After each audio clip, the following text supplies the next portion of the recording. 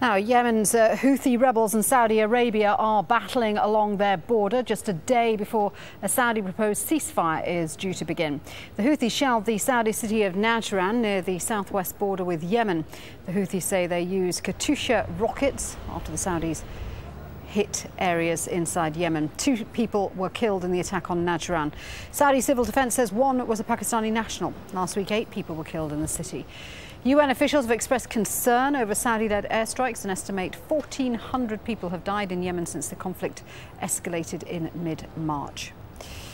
And the house of former President Ali Abdullah Saleh has been the target of airstrikes for a second day. It comes after he pledged his allegiance to Houthi rebels. Earlier, we spoke to Riyad Yassin, Yemen's foreign minister, and he said the former president is only looking out for his own interests. First of all, let me tell you that Ali Abdullah Saleh yesterday in his last small speech shown all kinds of narcissism and self-aggrandizement, and he was closing not only the political chapter, but also now he's close to end his life. Those who were thinking that he will be part of any future discussion about peace in Yemen, he have got no chance at all. That's one thing.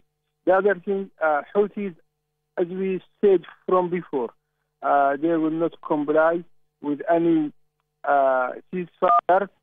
They are not willing to do any kind of discussion or negotiation or whatever. Morocco says one of its fighter jets taking part in the Saudi-led air campaign against Houthi rebels in Yemen has gone missing. The Houthis' TV channel aired these pictures of the downed F-16, but say they're not sure if the plane was shot down or crashed. It's also not known whether the pilot ejected or not. Morocco joined the Saudi-led coalition in the early days of the campaign against Houthi rebels, contributing 6 fighter jets.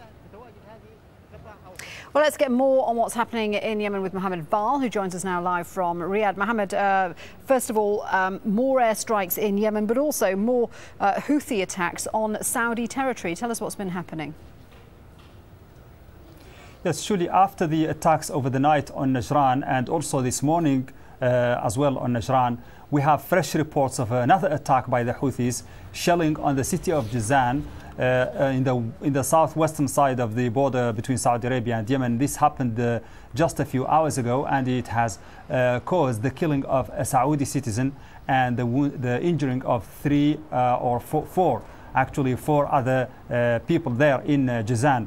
So the Houthis have escalated their activities along the border, and that's exactly what the Saudis described as a red line, and that's what has led during the last few days to an intensification of airstrikes on Sa'da and its surroundings, and the international community, they are talking about the suffering of civilians and so on. So all of these are signs that instead of a kind of lessening of the fighting as the countdown continues towards the timing of the truce in about 24 hours from now, what we see is more and more escalation. The Houthis there boasting about the what they called allegedly the downing or the shutdown of the shooting down of the Moroccan fighter jet over the night, and also talking for the first time outspokenly about their alliance with President Ali Abdullah Saleh in response to his statement yesterday that he now confirms his alliance with them.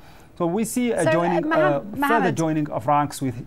I just wanted to ask you about that Moroccan jet that you're talking about there. As you say, the ceasefire due to begin on Tuesday. The fact that the Moroccan jet has gone missing and no one knows where the pilot is that going to affect the ceasefire in any way? Well, surely this is one of the factors that may affect the ceasefire, and also more even the recent shelling by the Houthis on Najran and Jazan. Yes, the story of the situation of the fighter jet is complicating the scenario here, because we understand that the Arab coalition are going to try probably to make some search there on the ground to try to find the pilot if he is still alive, probably to rescue any debris they can there from the aircraft.